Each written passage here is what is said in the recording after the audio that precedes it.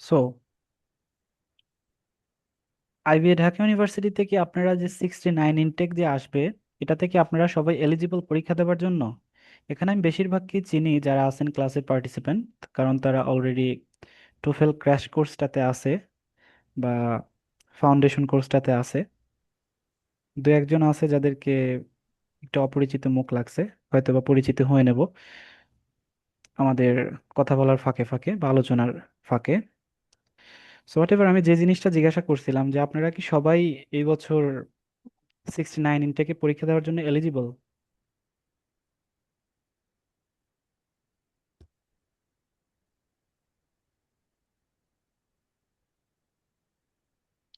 ওকে, যেহেতু আপনারা অ্যান্সার করছেন না, তাহলে আমি ধরে নিলাম যে মোস্ট প্রবাবলি আপনারা সবাই দু একজন বাদে হয়তো দু একজন থাকবে যারা এই অ্যাটেম্পটে পরীক্ষা দিতে পারবে না, সামনের অ্যাটেম্পটে পরীক্ষা দিবে।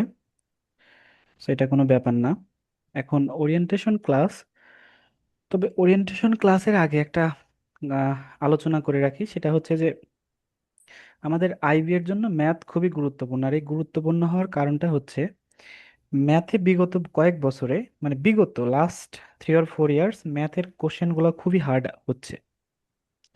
আমার কথাটাই বলি, যেমন আমার ইংলিশের প্রিপারেশন অনেক বেশি ভালো ছিল, ম্যাথের প্রিপারেশনও ভালো ছিল, তবে আমি ইংলিশ পরীক্ষার হলে গিয়ে দেখলাম যে ইংলিশ আমার যে লেভেলের প্রিপারেশনটা ছিল ওই লেভেলের ডিফিকাল্ট কোশ্চেন আসে নাই। মোটামুটি ভালোই কোশ্চেন আসছে, একটা স্ট্যান্ডার্ড তো অবশ্যই তারা মেনটেন করেছে, তবে অত বেশি কঠিন কোশ্চেন আসেনি যতটা আমি মনে করেছিলাম। তবে আমাদের বছরেও এবং বিগত বছরেও ম্যাথ পার্টটা অনেক বেশি কঠিন এসেছে। আমাদের বছরে ম্যাথ এবং অ্যানালিটিক্যাল দুটাই বেশ কঠিন এসেছে। কিন্তু একটা প্যাটার্ন আমরা লক্ষ্য করতে পারতেছি বিগত বছরের কোশ্চেনগুলো দেখে, সেটা হচ্ছে যে ম্যাথগুলো আস্তে আস্তে কঠিন হয়ে যাচ্ছে। সো এটা আমরা বলতে পারি যে জিম্যাট বা জিআরইর যে ম্যাথগুলো আছে সেই ম্যাথগুলোর আদলেই বা সরাসরি ওই ধরনের ম্যাথে আইবিএতে এখন আসছে। আর ইংলিশও তো ওই ধরনেরই হয়, তবে ইংলিশগুলো আমরা যত বেশি কঠিন মনে করতেছিলাম, এখন এটা হচ্ছে আপেক্ষিক, কঠিন মনে করাটা আপেক্ষিক। এখন হয়তো বা আমার কাছে সহজ লেগেছে, আরেকজনের কাছে কঠিন লাগতেও পারে। তবে আমার মনে হচ্ছিল যে আমি যত বেশি প্রিপারেশন নিয়ে গিয়েছি, যত ডিফিকাল্ট কোশ্চেন আমি আগে থেকে সলভ করেছি, ওই লেভেলের ডিফিকাল্ট কোশ্চেন আসেনি। তবে সবার মুখে একটাই কথা ছিল পরীক্ষার শেষে, যে ম্যাথ এবং অ্যানালিটিক্যাল পোর্শনটা অনেক কঠিন এসেছে। তো অ্যানালিটিক্যাল পোর্শনটা তো আমরা জানি সবার জন্যই নতুন, সো এখানে তো কেউ যে এক্সট্রা লেভারেজ পাবে তা না। তবে ম্যাথের ক্ষেত্রে ইঞ্জিনিয়াররা এক্সট্রা লেভারেজ পাবে, আর ইংলিশের ক্ষেত্রে যারা ইংলিশ মিডিয়ামে ছিল তারা তো একটু এক্সট্রা সুবিধা পাবেই, কারণ তাদের ইংলিশের যে ইংলিশ শেখা বা ইংলিশের এক্সপোজারটা অনেক বেশি। সো এইগুলো মিটিগেট করতে চাইলে আমাদেরকে কনসিস্টেন্ট হতে হবে। আর এটা আইবিএতে এটা কাইন্ড অফ বলা যেতে পারে যে একটা অপরচুনিটিও আমাদের জন্য, যে এখানে শুধুমাত্র একটা সাবজেক্টে ভালো করলে হবে না। ফর এক্সাম্পল বুয়েটের একজন স্টুডেন্ট, সে অবশ্যই ম্যাথে অনেক ভালো করবে, কিন্তু সে যদি ইংলিশের কাটমার্ক না তুলতে পারে, he will not get selected, সে অবশ্যই সিলেক্টেড হবে না। অনুরূপভাবে ইংলিশ মিডিয়াম স্টুডেন্টের ক্ষেত্রেও একই কথা, সে ইংলিশে যতই ভালো করুক, সে যদি ম্যাথ অ্যানালিটিক্যালে ভালো না করে, সেও সিলেক্টেড হবে না বা সিলেক্ট হবে না। তো এটা হচ্ছে আমার বা আপনাদের জন্য, যারা অ্যাভারেজ স্টুডেন্ট বা মিডিওকর স্টুডেন্ট, আমাদের জন্য একটা সুবিধা। কারণ আমরা যদি তিনটাতেই যে স্ট্যান্ডার্ড পারফরমেন্সটা আছে বা কাটমার্কটা আছে সেটা তুলতে পারি, তাহলে আমাদের আর সমস্যা নেই। হোয়াট এভার, আমরা আজকের মূল আলোচনায় চলে যাই। আজকে বেশিক্ষণ আমি ক্লাসটা লেন্দি করব না, কারণ আগামীকালে আমাদের আইবিএতে একটা এক্সাম আছে, মানে আমাদের ইন্টারনাল এক্সাম। সো সেজন্য আমি খুব দ্রুত আলোচনা করার চেষ্টা করব, আপনারা সেগুলো একটু ক্যাচ করার বা বোঝার চেষ্টা করবেন, বা কোথায় সমস্যা হয় সেটা নিয়ে আলোচনা করবো। Don't worry. Okay, let me share the screen.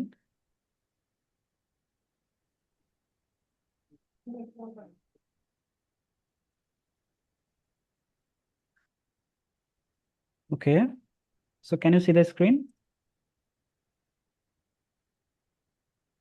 স্ক্রিনের লেখাগুলো খুব ছোট ছোট মনে হচ্ছে, তাই না? जी भैया। আচ্ছা, একটু জুম করে দেই। হোয়াট অ্যাবাউট নাও? जी हाँ ठीक है सर। ঠিক আছে। তো আইবি এর ম্যাথ নিয়ে অনেক ভীতি আছে, that is true, that is the reality.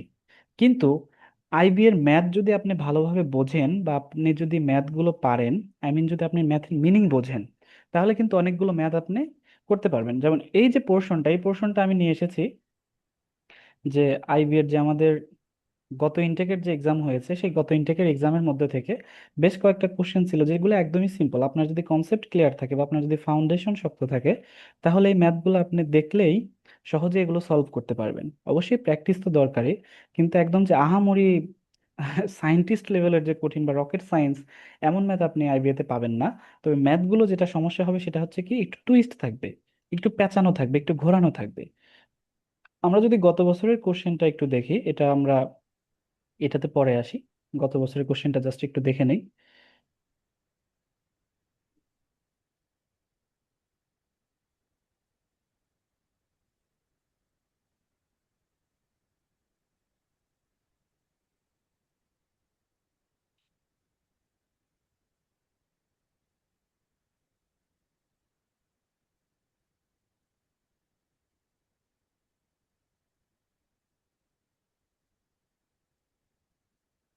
Well, আপনারা এখানে গত বছরের বা লাস্ট ইনটেকের 68 ইনটেকের কোশ্চেন দেখতে পাচ্ছেন। আমি এটা জুম করে দিচ্ছি, don't worry.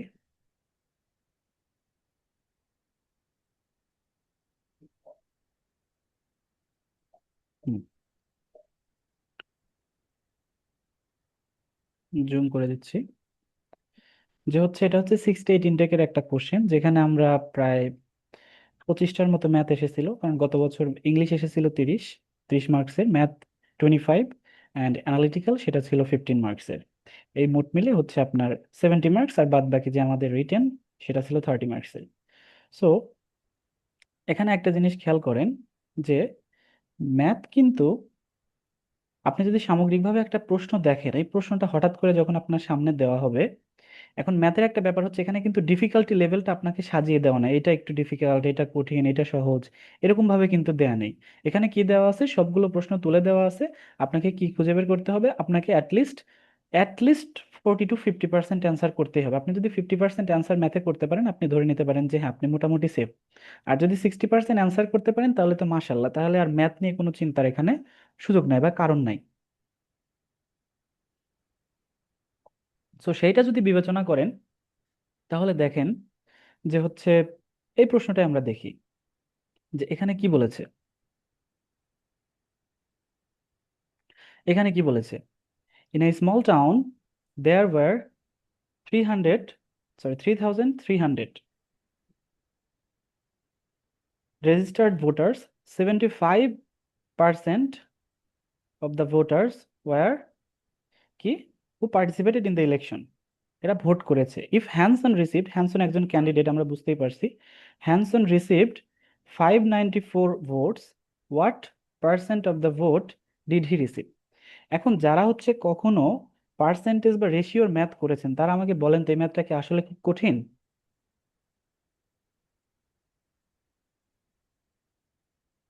You must speak, আপনাকে অবশ্যই কথা বলতে হবে। আপনি হচ্ছে অনলাইন ক্লাসে পার্টিসিপেট করলেন, বাট ইউ ডোন্ট স্পিক, তাহলে কিন্তু হবে না। এই ক্লাসটাকে ইন্টারাকশন বা ইন্টারাক্টিভ করতে চাইলে আপনাকে অবশ্যই ইন্টারাকশন করতে হবে, আপনাকে কথা বলতে হবে, আপনাকে প্রশ্ন করতে হবে, আপনাকে ইন্টারভিন করতে হবে। তাছাড়া কিন্তু আপনি বুঝতে পারবেন না। ভাই এটা সহজ একটা ম্যাথ, কিন্তু প্র্যাকটিস থাকতে হবে। It's a very easy and simple math.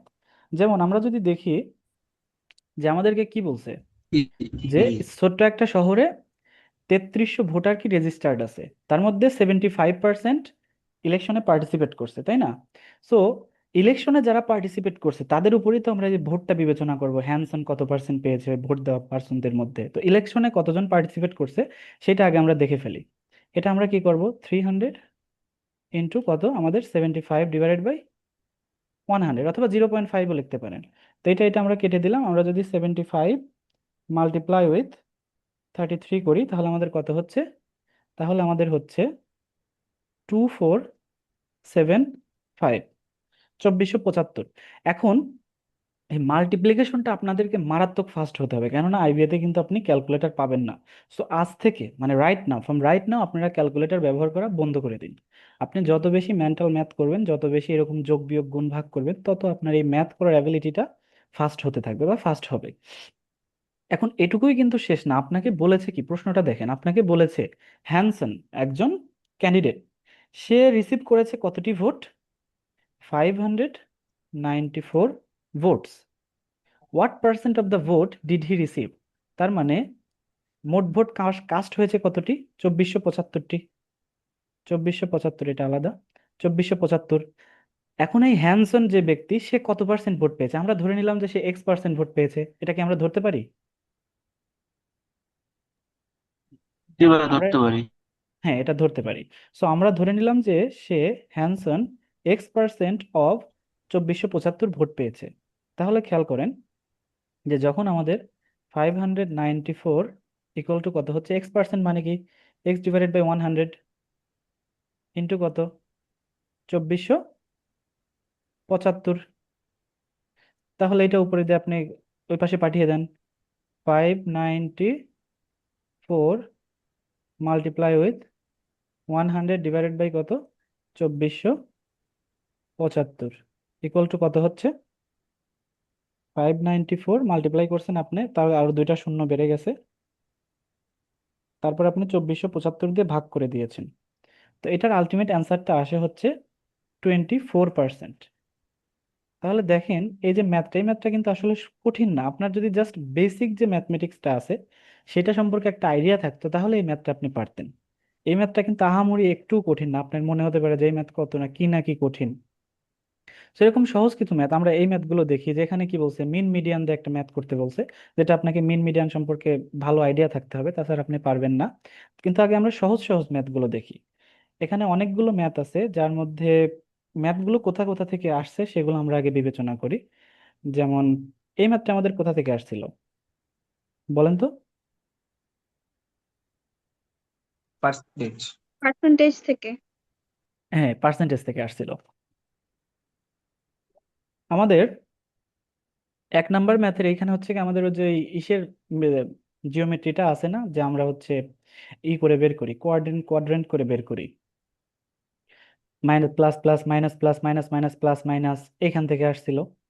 দেন হচ্ছে এটা আসছিল তো আমাদের পার্সেন্টেজ থেকে। মানে আমরা আগে কোশ্চেন গুলো একটু বোঝার চেষ্টা করি যে কোথা কোথা থেকে প্রশ্ন তারা দিচ্ছে। এটা হচ্ছে দেখেন এই যে মিন মিডিয়ান মোড, তার মানে স্ট্যাটিস্টিক্স থেকে আসছে। Many zones of the arithmetic mean, statistic থেকে আসছে এটা। তারপরে যদি আপনি যান, during fall semester 30% of the student who enrol, এটা হচ্ছে একটা বেসিক লজিক থেকে আসছে। এটা হচ্ছে যে কাইন্ড অফ, যে আমরা হচ্ছে সেট ফাংশন করে ম্যাথ করি না, ওরকম সেট ফাংশনের ম্যাথ না, এটা একটা লজিক দিয়েই অ্যানালাইসিস করা যায়, যেটা আমরা সামনে করব। মানে এত পার্সেন্ট পার্টিসিপেট করলে তার মধ্যে এত পার্সেন্ট আছে, তাহলে ওই নির্ধারিত যে আমরা স্পেসিফিক পার্সেন্টের কথা বললাম ওইটার মধ্যে কত পার্সেন্ট, এটাও বলতে পারেন যে পার্সেন্টেজের ভিতর থেকে আসছে। আপনি খেয়াল করলে দেখবেন যে পার্সেন্টেজ আর রেশিও থেকে প্রচুর পরিমাণে ম্যাথ আসে।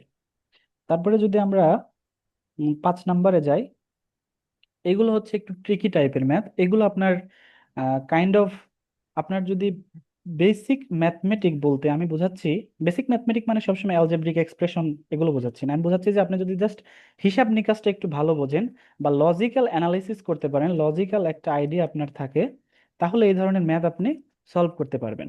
যেমন এই ম্যাথটা একটু জাস্ট আমরা দেখেই ফেলি, যেহেতু এত লজিক লজিক কথা বলছি, দেখি কি এমন লজিক আছে এর মধ্যে। এ সার্টেন কার ডিলারশিপ, একটা কার ডিলারশিপ কি করেছে, সেল করে অনলি ফুল সাইজড, দুই ধরনের কিন্তু দেখে নিন, একটা হচ্ছে বড় সাইজের ফুল সাইজড, আর একটা হচ্ছে মিড সাইজ মাঝারি সাইজের কার্স। জাস্ট এ মোমেন্ট, পেনটা চেঞ্জ করে নেই। Well, one of it sales representative receives an annual salary of taka 15,000। তাহলে সেলস রিপ্রেজেন্টেটিভ যে আছে সে কি করে, বার্ষিক 15,000 টাকা পায়। 15,000 হুইচ ইজ ফিক্সড, এটা কিন্তু আমরা ধরে নিলাম এটা হচ্ছে কি fixed. He also receives a commission of taka 800, 800 টাকা পায় for each full sized car he sells. মানে সে 800 টাকা করে পাবে প্রত্যেকটা বড় গাড়ি বিক্রি করার জন্য, অতিরিক্ত পাবে। কিন্তু হি অলসো রিসিভস, মানে এই ফিক্সড স্যালারি বাদেও অতিরিক্ত পাবে কি 800 টাকা, সে যদি একটা করে কি করে বড় সাইজের গাড়ি বিক্রি করে। অ্যান্ড 500 টাকা for each mid sized car he sells. সে তাহলে কি করতেছিল, এটা কিন্তু তিনটা সিনারি অলরেডি হয়ে গেল। তার ফিক্সড স্যালারি হচ্ছে 15,000, সরি 15,000, হ্যাঁ এখানে আমি 1,500 লিখেছি, এটা ভুল করেছি। 15,000 সে 800 টাকা পায় প্রতি একটা গাড়ি, বড় গাড়ি বিক্রি করার জন্য, এবং 500 টাকা পায় প্রতি মাঝারি গাড়ি বিক্রি করার জন্য। What is the list number of car? এই কথাটা সবচেয়ে গুরুত্বপূর্ণ এই কোশ্চেনের মধ্যে। এখানে এসে অনেকে ভুল করে। List number of car he must sell in a year to receive total annual earning of 25,000 taka. মানে সোজা কথা, আপনার নাম রহিম, আপনি হচ্ছে বছরে 15,000 টাকা পান, এটা আপনার ফিক্স স্যালারি। কিন্তু আপনি প্রতি একটা বড় গাড়ি বিক্রি করার জন্য 800 টাকা করে পান, আর প্রতি ছোট গাড়ি বা মাঝারি গাড়ি বিক্রি করার জন্য 500 টাকা করে বেশি পান। এখন কোনো একটা বছরে আপনি কি, আপনি পাইলেন বা পেলেন 25,000 টাকা। দেখেন, তার মানে আপনি আপনার ফিক্স স্যালারি চাইতে কত বেশি পেয়েছেন? 10,000 টাকা বেশি পেয়েছেন, তাই কিনা? হ্যাঁ ভাই। হুম। 10,000 টাকা যে বেশি পেয়েছেন, এখন ব্যাপারটা দাঁড়াচ্ছে যে এই 10,000 টাকা আপনি পাবেন, কিন্তু সবচেয়ে কম সংখ্যক গাড়ি বিক্রি করে। তা এটা যখনই আমাদের বলছে যে কম সংখ্যক, কত বেশি কম সংখ্যক গাড়ি বিক্রি করে আপনি 10,000 টাকা আর্ন করতে পারেন, তখন কিন্তু আপনার মাথায় প্রথমে আসে, আপনি কম সংখ্যক গাড়ি বিক্রি করে যদি বেশি টাকা আর্ন করতে চান, আপনাকে কোন গাড়িটা বেশি বিক্রি করতে হবে? বড় সাইজের বড়টা গাড়িটা। ফুল সাইজ। ফুল সাইজের গাড়ি, ফুল সাইজের গাড়ি একটা বিক্রি করলেই কত? 800 টাকা। 10টা বিক্রি 10টা করলে ভিড় কত? করলে 8,000। 8,000 টাকা। তাহলে কিন্তু এই দিকটা থেকে আপনার কি হয়ে যাচ্ছে? 8,000 টাকা অলরেডি হয়ে যাচ্ছে, তাই না? 10টা গাড়ি বিক্রি করলে আপনার 8,000। সো এইটা তো প্রথমেই ক্রস। এটা তো হচ্ছেই না। কেন হচ্ছে না? কেননা আপনি বড় গাড়ি তো 7টা বিক্রি করলে তো আপনি কয় টাকা পাবেন? 7 8 56, 5,600 এরকম পাচ্ছেন, তাই না? সো এটা তো প্রথমটা হচ্ছে না। তো দ্বিতীয়টা আমরা দেখি। দ্বিতীয়টাতে কি আছে? 12টা আছে। আমরা যদি 10টা এই গাড়ি বিক্রি করি, 10টা এই গাড়ি বিক্রি করলাম, আমাদের কত হলো? 8,000 টাকা। 8,000। বাদ বাকি আমাদের আছে কয় হাজার টাকা? 2,000 টাকা। হুম। এখন চিন্তা করেন তো, আমরা যদি ছোট সাইজের গাড়ি 4টা বিক্রি করি, ছোট সাইজের গাড়ি প্রত্যেক গাড়ির জন্য আপনি কত পান? 500 টাকা 500। করে। 4টা 2,000। বিক্রি করলে 4 5 কত হচ্ছে? 2,000। 2,000। তাহলে 8,000 যোগ 2,000 ইকুয়াল টু কত হচ্ছে? 10,000। 10,000। আর আপনার প্রয়োজন কত টাকা? 10,000। তাহলে আপনি বড় গাড়ি বিক্রি করছেন কয়টা? বড় গাড়ি 8টা। 10টা। সরি, 10টা, 10টা, 10টা, 10টা। ছোট আর গাড়ি ছোট গাড়ি 4টা। বিক্রি করছেন কয়টা? 4টা। চারটা। চারটা। 4টা। তাহলে আপনার মোট কি 14। হয়ে গেল? 14টা। 14টা গাড়ি। আর উই ক্লিয়ার? জি। এখন জি বলেন, এই ভাই। ম্যাথটা কি খুব কঠিন? না না ভাই, ভাই, আমার কঠিন না। Easy sir. এই ম্যাথ ডেসক্রিপটিভ। এই ম্যাথ হচ্ছে, হ্যাঁ, আইবিএতে আপনাকে ডেসক্রিপটিভ ম্যাথই দিবে, because when you will be leader, আপনাকে ডিসিশন মেকিং করতে হবে। ডিসিশন মেকিংটা এরকম হচ্ছে, সবসময় কি কমপ্লেক্স সিচুয়েশন থাকবে, আপনাকে এমন ডিসিশন কখনোই দিবে না which is very easy to take.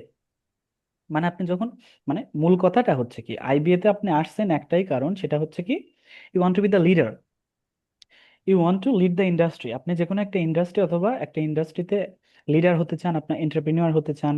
এই এন্টারপ্রেনিউর হতে চাইলে আপনাকে অবশ্যই ডিসিশন মেকিং যে ক্যাপাবিলিটি আছে, সেইটা ক্যাপাবিলিটিটা অবশ্যই কি করতে হবে? ডেভেলপ করতে হবে। আর ডেভেলপ করতে চাইলে তারা এটা জাস্ট হচ্ছে আপনাকে একটা ছোট্ট পরীক্ষা নিচ্ছে যে আপনার কগনিটিভ যে অ্যাপটিটিউডটা আছে, এটা অলরেডি কিছুটা ডেভেলপ কিনা। মানে অলরেডি যদি কিছুটা ডেভেলপ থাকে, তাহলে তারা আপনাকে শেপ দিতে পারবে।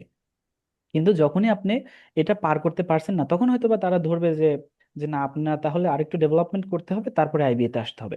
আপনি ফেল হচ্ছেন মানে এই না যে আপনার হচ্ছে লিডারশিপ কোয়ালিটি নাই, বা হচ্ছে আপনার অ্যানালিটিক্যাল এবিলিটি খারাপ, হয়তো বা আপনি ওই পার্টিকুলার পরীক্ষাতে বাজে পারফর্ম করেছেন।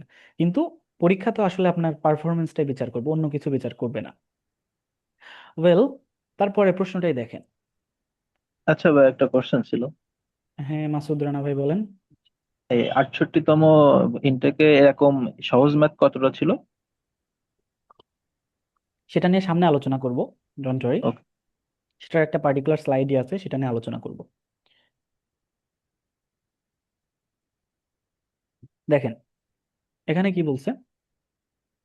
An employee of Sicily, Sicily শহরের কি একজন employee, is entitled to a disability benefit to the sum of 60% of the first 2,000 of monthly salary। তাহলে 60% প্রথম 2,000-এর উপর। তাহলে 6 দুগুণে কত টাকা হচ্ছে? 1,200 টাকা। অলরেডি লিখে ফেলেন। Monthly salary, and 40% of the amount of monthly salary in access of 2000 টাকা। এখন এক্সেস 2000 টাকার এক্সেস যত বেশি পাবে তার উপর সে কয় টাকা পাবে? 40% করে পাবে। What is the monthly salary of an employee in টাকা who receives 1400 in disability benefits under this plan? সোজা কথা, প্রশ্নটা কি বুঝতে পারছেন? প্রশ্নটা কি বুঝতে পারেন না আমাকে বলেন। লাস্টে বুঝতে পারলাম না।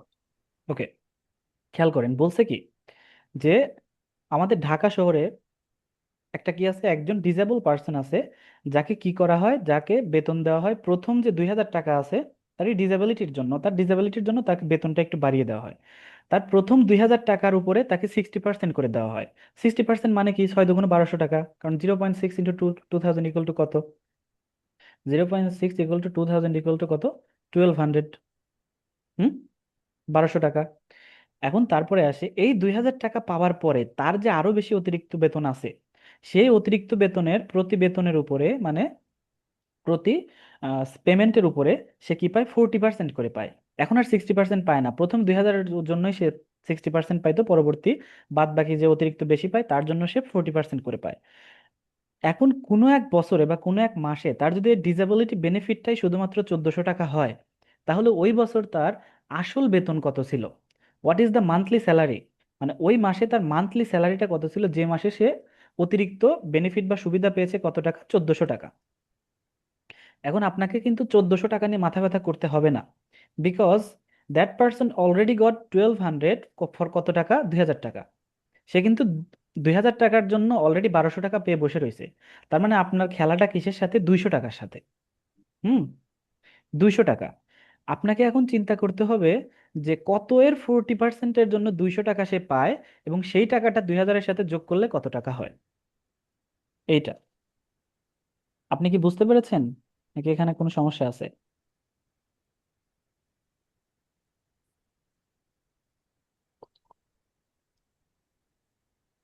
বুঝতে পারছি। বুঝতে পারছেন?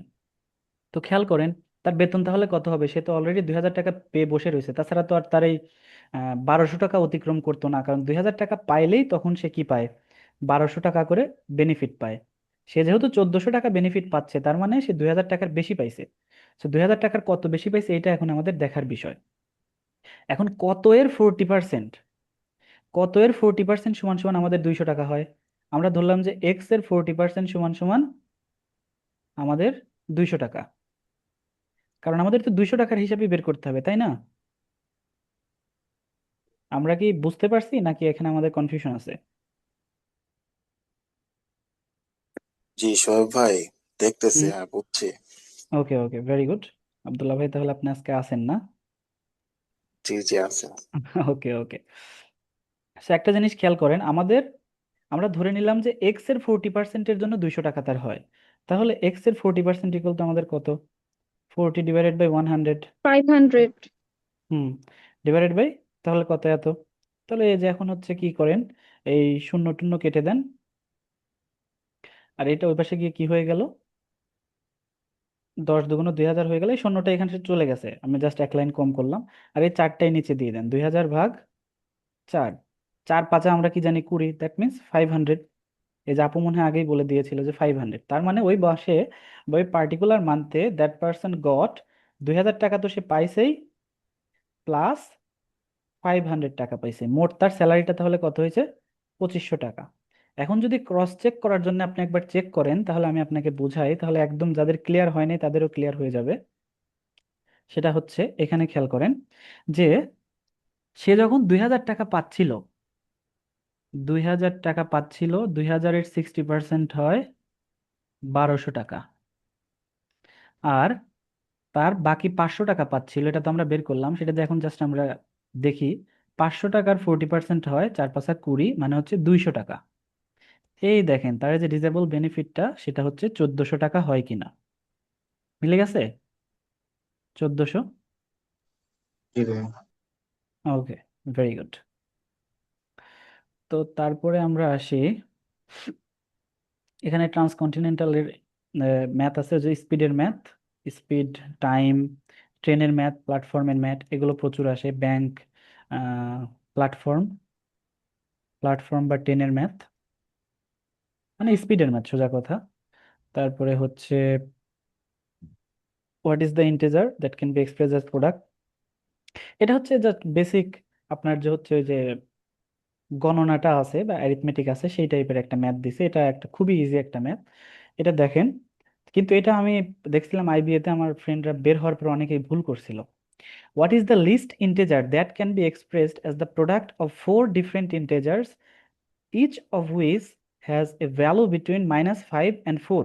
Between -5 and 4 যদি শুধু বলতো তখন আমরা -5 আর 4 এর মধ্যে দেখতাম, কিন্তু এইখানে একটা কথা বলে দিছে, সেটা হচ্ছে কি ইনক্লুসিভ, মানে আপনাকে 5 এবং 4ও নিতে হবে ওই গণনার মধ্যে। আর উই ক্লিয়ার?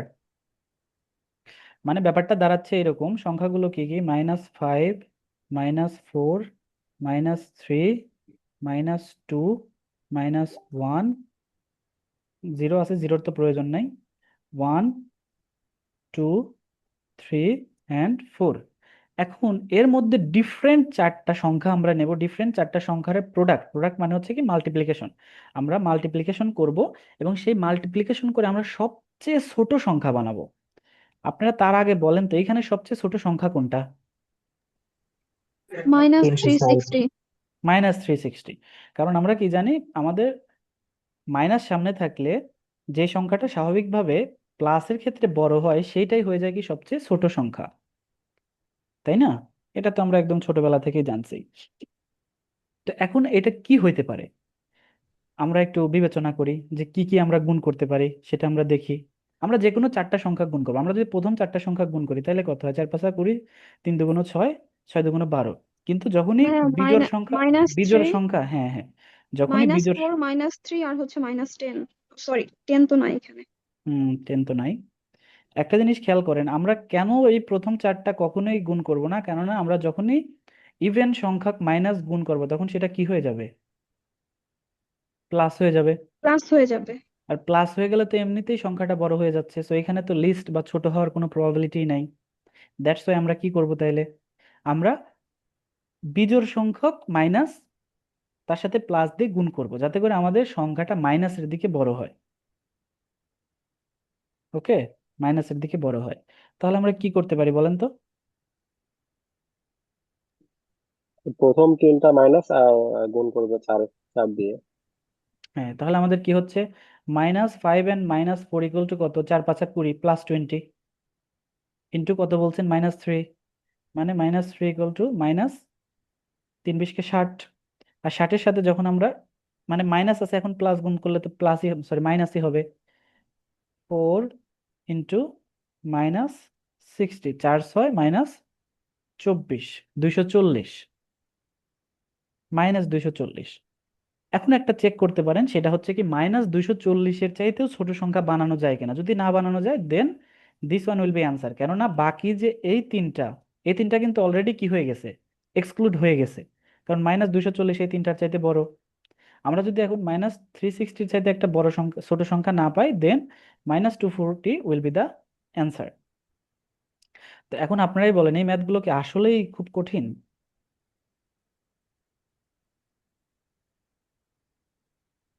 ভাই ইজি আছে, প্র্যাকটিস করার মন মানসিকতা থাকতে হবে আর কি, হ্যাঁ, এরকম। That is the truth. এখন আপনি বোঝেন যে আপনি আইবিএ তে যাইতে চান, আইবিএ ঢাকা ইউনিভার্সিটি যাইতে চান, অন্য জায়গাও না, জাহাঙ্গীরনগর বা রাজশাহীতেও না। আপনি আইবিএ এর যে হচ্ছে বাংলাদেশের যে প্রাণ, বিজনেস স্কুলের যে বাংলাদেশের প্রাণ বা বলতে পারেন যে আনডিসপুটেড, সেখানে আসতে চান। তো সেখানে আসতে চাইলে তো আপনাকে এতটুকু ইফোর্ট অন্তত দিতেই হবে। এতটুকু ইফোর্ট না দিলে কেমনে কি, তাহলে তো সবাই পেরে যেত। একটা কথা আছে না যে if it was easy everyone could do that. এটা যদি সোজাই হইতো বা সহজ হইতো তাহলে তো সবাই এটা করতে পারতো, তাহলে তো এটার ওরকম ভ্যালুই থাকতো না। এটা একটা মজার ম্যাথ, এটা দেখেন। এটাও আপনি জাস্ট এই গল্পটা বা এই সিনারিওটা যদি বোঝেন তাহলে আপনার ম্যাথের অর্ধেকের বেশি, 60 to 70% ওইখানেই কমপ্লিট হয়ে যাবে। আপনাকে জাস্ট বুঝতে হবে যে এখানে ঘটনাটা কি ঘটতেছে, সেটা বুঝতে হবে। কি বলছে, হামিম আর মিল্টন, হামিম আর Milon, sorry Milon, were taking turns to shoot air guns. তারা কি এয়ার গান দ্বারা শুট করতেছিল। For every 3 shots by Milon, Hamim took 5 shot. তাহলে কি করতেছে, মিলন যখন 3টা করে শট করে ততক্ষণে বা সেই সময়ে হামিম কি করে 5টা করে শট করে। Okay, for every 3 shot by Milon Hamim took 5 shots. The odds of hitting the target by Hamim and Milon, odds মানে এখানে সম্ভাবনা, odds of hitting the target by Hamim and Milon are 1/3 and half respectively. If Milon ends up with 27 shoots, missed shoots, মানে তার miss হয়েছে কয়টা, 27টা মিলনের, how many target did the duo hit together, মানে দুইজন মিলে তাহলে কয়টা টার্গেটে হিট করছে। এটা তাহলে কি হতে পারে, আপনারা একটু জাস্ট মাথা খাটান তো।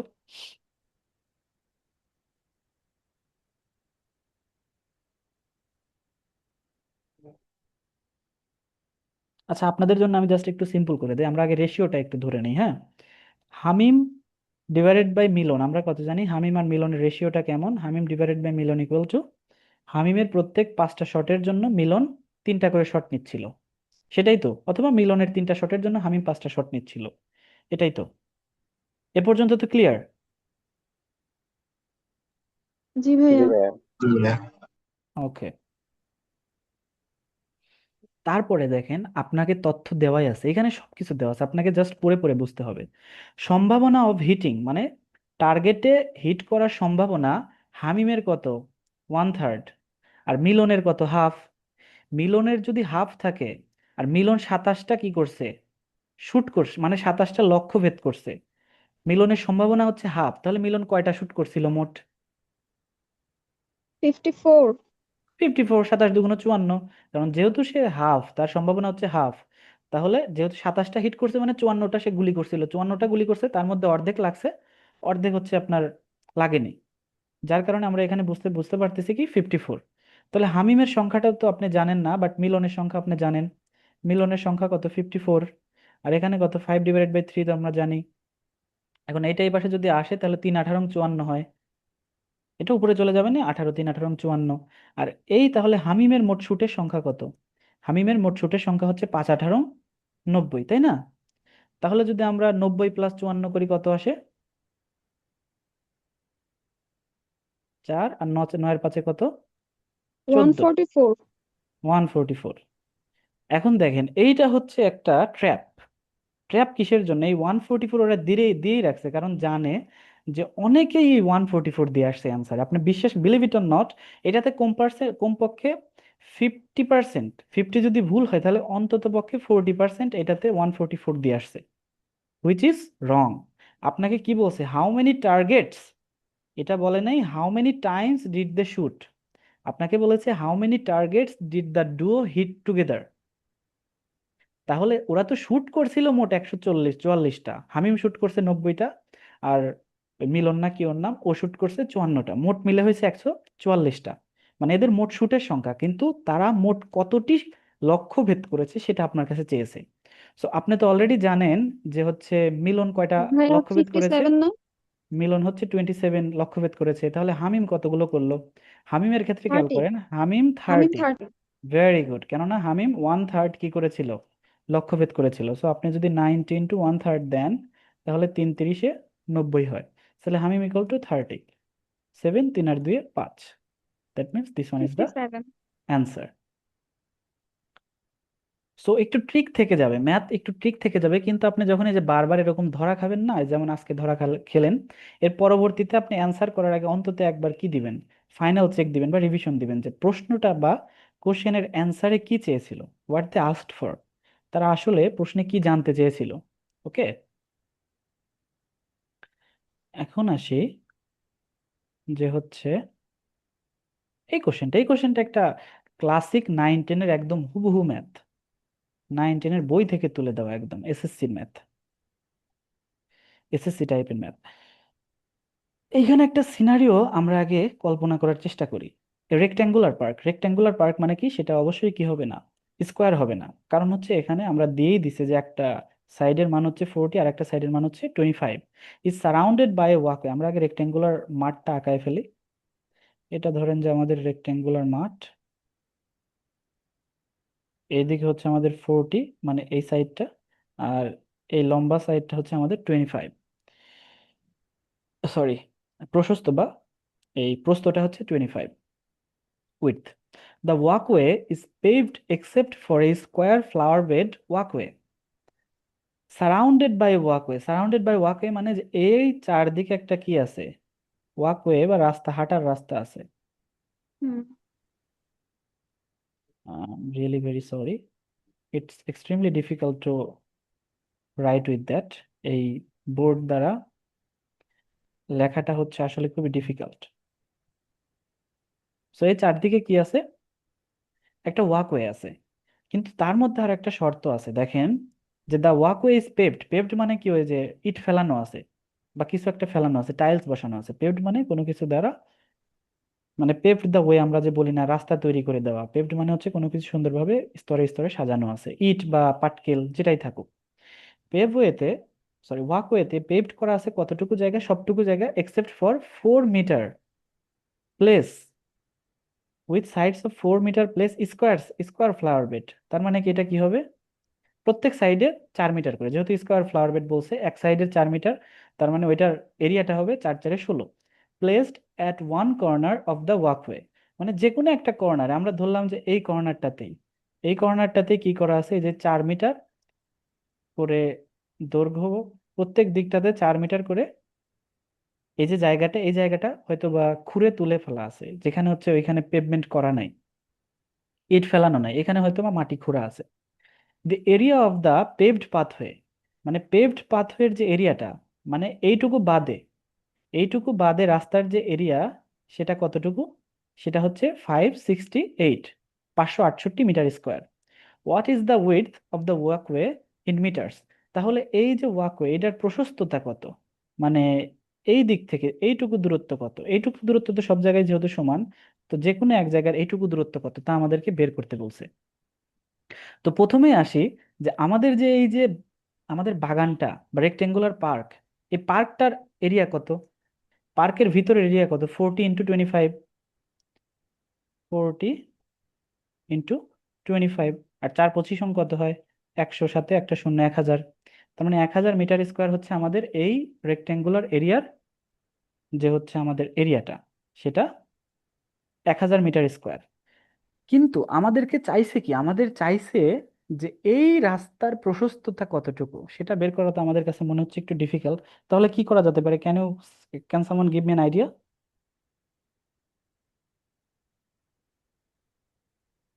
এটা কিন্তু ক্লাস 9 10-এর ম্যাথ, এটা আপনাদের পারা উচিত।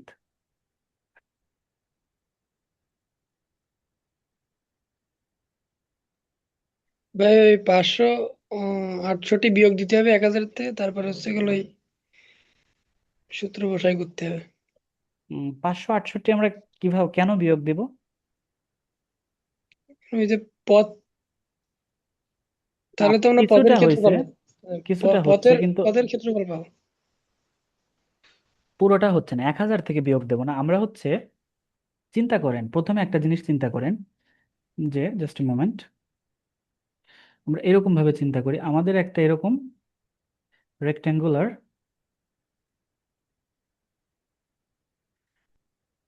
জাস্ট মোমেন্ট, এরকম আমাদের একটা রেক্টেঙ্গুলার এরিয়া আছে, হ্যাঁ। এর বাইরে দিয়ে যেহেতু রাস্তা, সো ভিতরে আমাদের আসল বাগানটা। এখন আমরা যদি এই পুরো এরিয়াটা থেকে, মানে পুরো বাগানটা থেকে এই ভিতরের টুকু বাদ দিয়ে দেই, ভিতরের টুকু বাদ দিয়ে দেই, তাহলে এই রাস্তাটুকু আমরা পাবো না। বুঝতে পারছেন কি, মানে আপনি পুরো এরিয়া থেকে, পুরো বাগান থেকে শুধু এই রাস্তা সহ বাগান থেকে শুধু বাগানটা বাদ দিয়ে দিলেন, তাহলে রাস্তার এরিয়াটা আপনার বের হয়ে যাবে না? বলেন তো। জি ভাইয়া। ওকে, তো এখন যে ব্যাপারটা, সেই ব্যাপারটা হচ্ছে আমাদের কিন্তু একটা জিনিস খেয়াল রাখতে হবে, যা হচ্ছে আমরা যখনই কি করতে যাব, এটা বাদ দিতে চাইবো, তাহলে রাস্তা সহ বাগানের দৈর্ঘ্য কত, রাস্তা সহ বাগানের দৈর্ঘ্য কি হবে, রাস্তার বাগানের দৈর্ঘ্য তো অলরেডি 40, 40 তো আছেই। রাস্তা সহ করতে চাইলে এদিক থেকেও কি, আমরা যদি ধরে নিই যে এটার যে প্রশস্ততা x মিটার, আমরা ধরে নিলাম, হ্যাঁ, তাহলে এদিক থেকে x মিটার যোগ হবে, আবার এদিক থেকেও কি হবে, x মিটার যোগ হবে। বুঝতে পারছে কি? জি ভাইয়া। কে বোঝেন নাই বলেন তো। আচ্ছা, এটা ক্লিয়ার করে বোঝাই যে হচ্ছে আপনারা যাদের সমস্যা আছে তাদের যাতে ভাই সমস্যা। এটা একটু বুঝলাম না, একটু রিক্যাপ করেন কাইন্ডলি। আচ্ছা, জাস্ট এ মোমেন্ট। এটা একটু বড় রাস্তা দিয়ে আমি বোঝানোর চেষ্টা করি, বড় বাগান দিয়ে। ভাইয়া আমি একটু বলি। শিওর, আমি হচ্ছে এই রাস্তাটা বাগানটা আঁকায় দিচ্ছি, আপনি তারপর এক্সপ্লেইন করেন, নো প্রবলেম।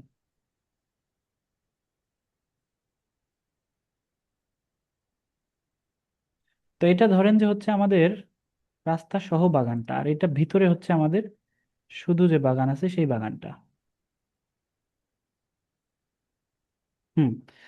তো এই রাস্তা সহ, রাস্তা ছাড়া যে ভিতরে শুধু বাগানের দৈর্ঘ্য কত ছিল, 40 মিটার, আর প্রস্থ ছিল 25 মিটার। আমরা বোঝার সুবিধার্থে আমরা ধরে নিলাম এই যে রাস্তার প্রশস্তটা হচ্ছে এদিক থেকে x মিটার, মানে সব দিক থেকে x মিটার, তার মানে যে এখানেও x মিটার, এখানেও x মিটার, সব দিক থেকে রাস্তার প্রশস্ততা x মিটার।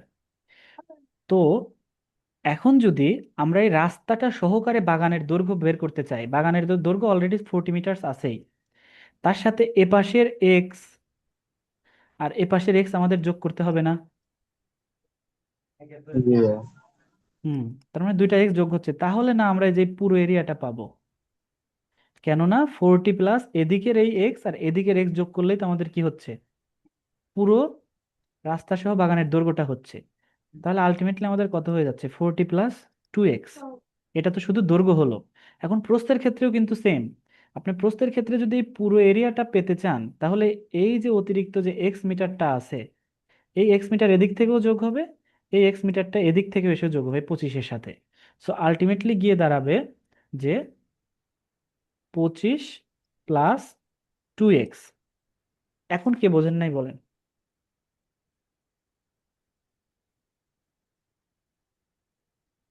তার মানে কি আমাদের সবার ক্লিয়ার? জি ভাইয়া। ওকে, ভেরি গুড। এখন আসেন তাহলে, এইটা হচ্ছে আপনার পুরো যে বাগান আছে, রাস্তা সহ যে বাগান আছে, সেই বাগানের কি, সেই বাগানের ক্ষেত্রফল। কারণ দৈর্ঘ্য গুণন প্রস্থ মানে ক্ষেত্রফল, এদিকের প্রস্থ আর এদিকের দৈর্ঘ্য, ক্ষেত্রফল হয়ে গেল। এখন এই ক্ষেত্রফল থেকে যদি আপনি ভিতরের টুকু বাদ দিয়ে দেন, তাহলে আপনি কি পেয়ে যাবেন বলেন? রাস্তার রাস্তার যে দৈর্ঘ্যটা আছে, আবার সরি, রাস্তার যে প্রস্থটা আছে সেটা পেয়ে যাবেন। তবে এখানে আরেকটা বিষয় লক্ষণীয়, দেখেন আপনাকে কিন্তু এই যে কি বলে দিছিল 568 মিটার, যেটা কিন্তু এই পুরো রাস্তার দৈর্ঘ্য না। অলরেডি কিন্তু আপনি এখান থেকে কি করছেন, 4 মিটার করে করে একটা স্কোয়ার বাদ দিয়ে দিছেন। তাহলে পুরো যে রাস্তার যে দৈর্ঘ্যটা বা রাস্তার যে ক্ষেত্রফলটা আছে সেটা যদি বের করতে চান, তাহলে কি করতে হবে, 568 প্লাস 4 4 16। কেন 16 যোগ করলাম বলেন তো কেউ একজন?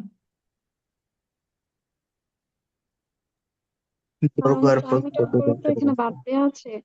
এই যে কারণ হচ্ছে যে এদিক থেকে কোনো এক জায়গা থেকে 4 মিটার করে একটা স্কোয়ার কেটে নেওয়া ছিল।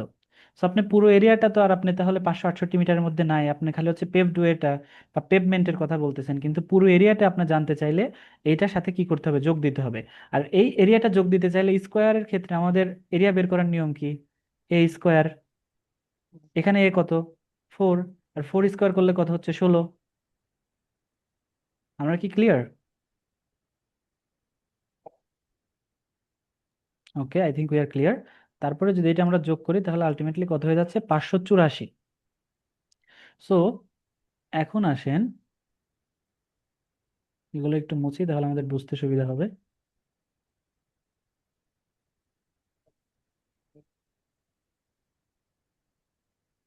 584। এখন আসেন যে আমাদের এই পুরো এরিয়া থেকে আমরা ভিতরের এরিয়া বাদ দেব, তাহলে আমরা এটা পেয়ে যাব। সো এটা পাওয়ার জন্য আমরা এক কাজ করি, সেটা হচ্ছে যে আমাদের 40 + 2x ইন্টু 25 + 2x, তার থেকে আমরা ভিতরের এরিয়া বাদ দেবো। ভিতরের এরিয়া কত, 4 25 × 100, মানে 4 25 40 × 25 সমান সমান 1000, মাইনাস করলাম 1000 সমান সমান কত পাবো, শুধুমাত্র রাস্তার ক্ষেত্রফলটা পাবো।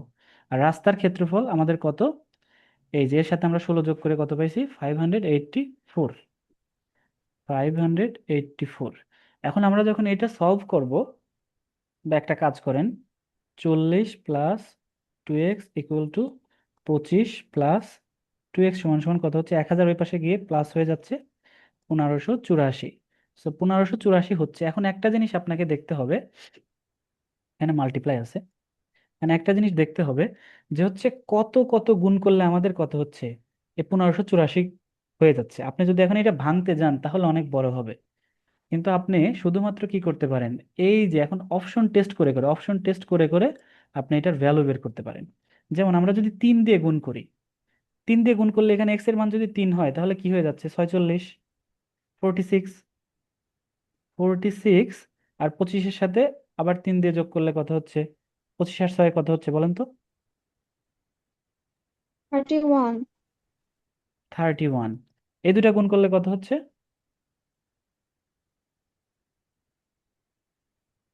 এই দুটা গুণ করলে হয় 1426। 1426, তাহলে কি আমাদের মিললো, আমাদের কত আসতে হবে, 1584। এটা তার মানে হচ্ছে না। তারপরেরটাতে আমরা চলে আসি, পরেরটাতে কি কি আছে, 4 আছে। আমরা এখন তাহলে 4, 40 যোগ যদি 2 গুণন 4 দেই তাহলে 48 হয়ে যাচ্ছে। 48 আর এটা কত হচ্ছে, 25 যোগ 8, 25 আর 8 কত হচ্ছে, 33। বুঝতে পারি না আপু কি বলছেন, 33। জি ভাইয়া, এবার 33 মাল্টিপ্লাই হবে করেন না? তো, মাল্টিপ্লাই করেন তো।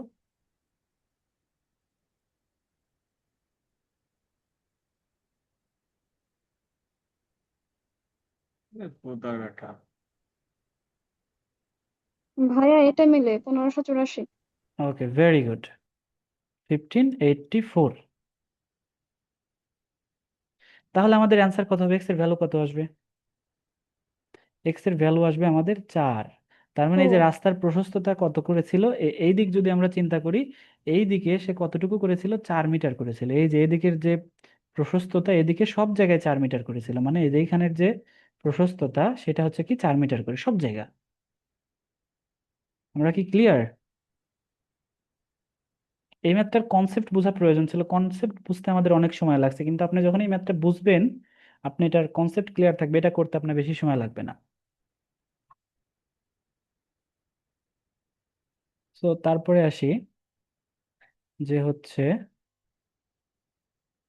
আমাদের কেউ একজন এইটা কি করে রাখছে, লেট মি সি, নোটেশন দিয়ে রাখছে এখানে। শোয়েব ভাই, হ্যাঁ হ্যাঁ।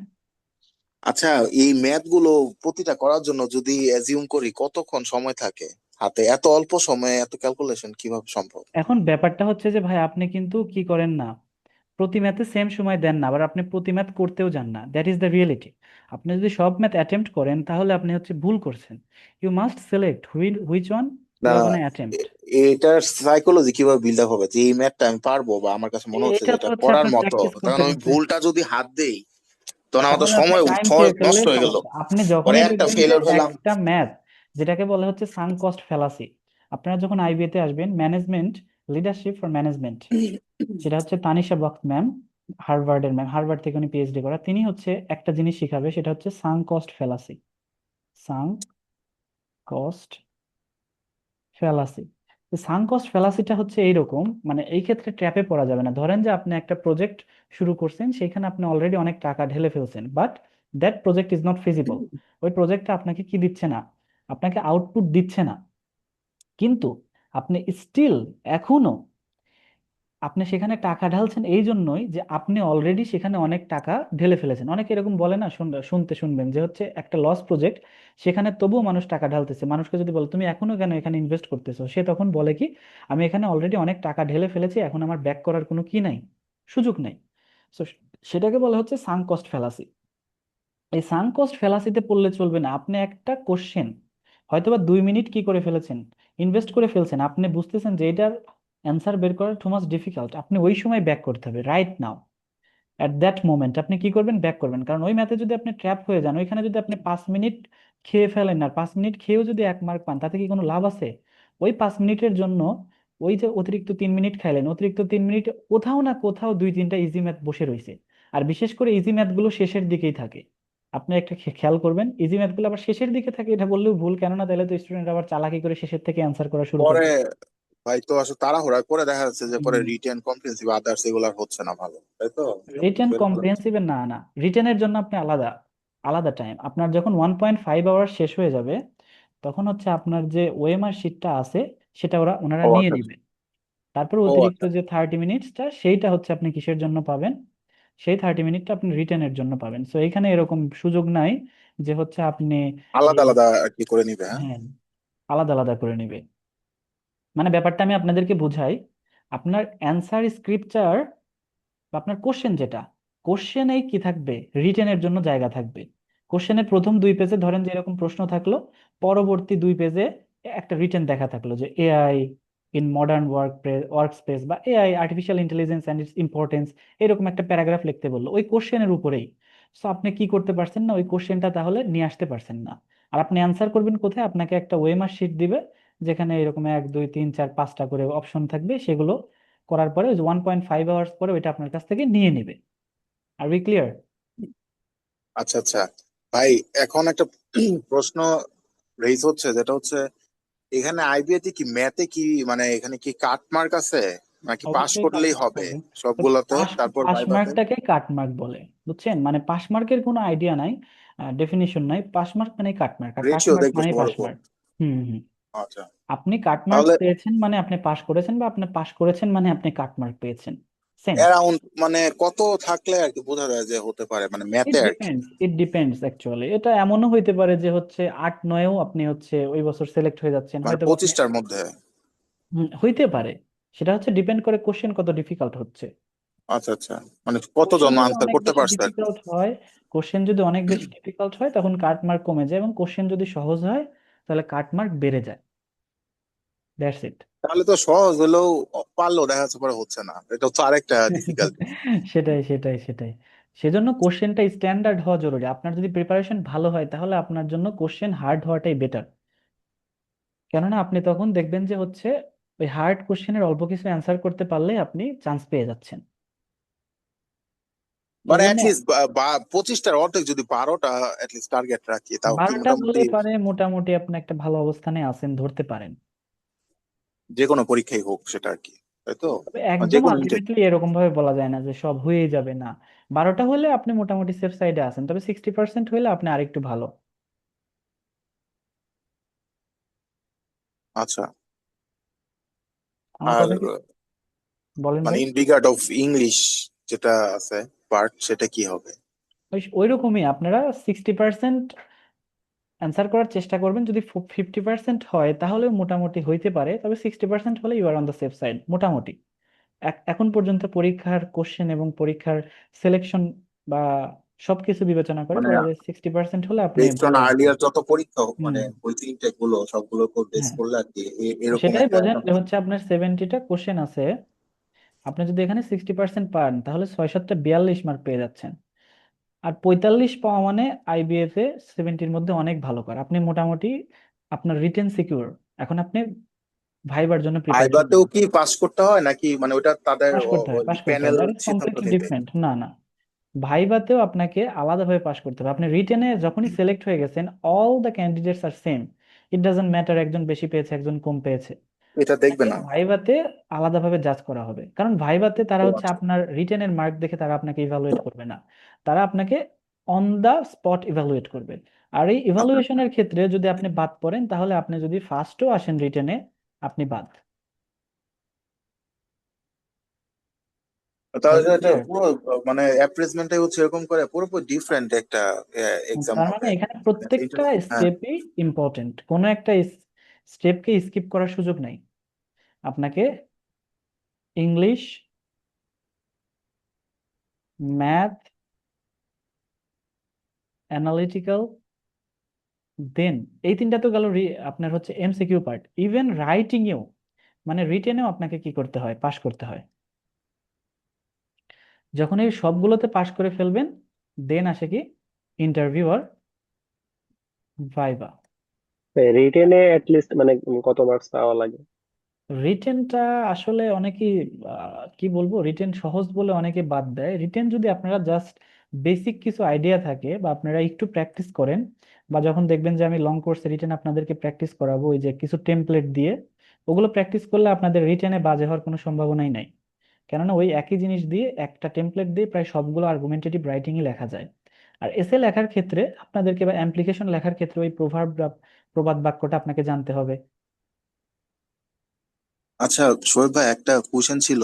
এখন মানে আজকে যেহেতু ওরিয়েন্টেশনের জন্য বিভিন্ন কোশ্চেন করতেছি, হুম হুম এখন ভাইভাতে যদি ধরেন যারা আছে ক্যান্ডিডেট সিলেক্টেড রিটেন হুম আফটার হুম। রিটেন এক্সাম, হ্যাঁ, তো তখন ভাইভাতে ধরেন পাশ করলো 60% স্টুডেন্ট পাশ করলো, কিন্তু নিবে 50%, তো তখন কি না হবে? না না তখন না কি এরকম কি তখন কি আইবিএতে বাদ যাবে? এমন কোনো ক্রাইটেরিয়া নাই যে আপনাকে 50% নিবে, 60% পাস করছে তাহলে কি করবে, না। যত পার্সেন্ট পাস করছে দ্যাট পার্সেন্ট আর সিলেক্টেড, অত ওগুলোই আর পার্সেন্ট কি তারা পাস হিসেবে সিলেক্টেড। ধরবে তারা? হ্যাঁ, আচ্ছা আচ্ছা, তাহলে তো এখানে সেজন্যই তো দেখেন না এবছর কত হয়েছে, এবছর 83 জনকে সিলেক্ট করেছে। এখন যদি এমন হইতো, যদি এরকম হয় না রে, আর এসব স্যাররা মুখে বলে আর কি, যদিও বলে সেজন্য আমিও বলতেছি, স্যাররা ক্লাসে এসে বলে সেজন্য আমি আপনাদেরকে বলতেছি। স্যারদের কথা হচ্ছে আমরা সাধারণত কি নেই, 120 জন নেই। এখন যদি কোনো বছর এমন হয় যে 130 জন আমাদের মন মতো হয়েছে এবং সিলেক্ট হয়েছে, দে অল আর কম্পিটেন্ট, তাহলে আমরা 130 জন বা তারও বেশিকে আমরা কি করব, আইবিএ তে সুযোগ দিব। কিন্তু তারা যদি আমাদের সিলেক্টিং ক্রাইটেরিয়া ফুলফিল না করতে পারে, তাহলে আমরা প্রয়োজনে 80 জনকে সিলেক্ট করব। মানে 80 জন পার করেছে, 80 জনে সিলেক্টেড। ইভেন যদি আরো কম হয় তাহলে আমরা আরো কম নেব, নো প্রবলেম। তাদের কথা হচ্ছে এরকম যে উইল নেভার মানে compromise on criteria the quality. ফুলফিলের এখানে কি ব্যাপারগুলো চলে আসতেছে তাহলে? হুম। মানে এতগুলো হওয়ার পরও কম নিল, কি কারণ তাহলে?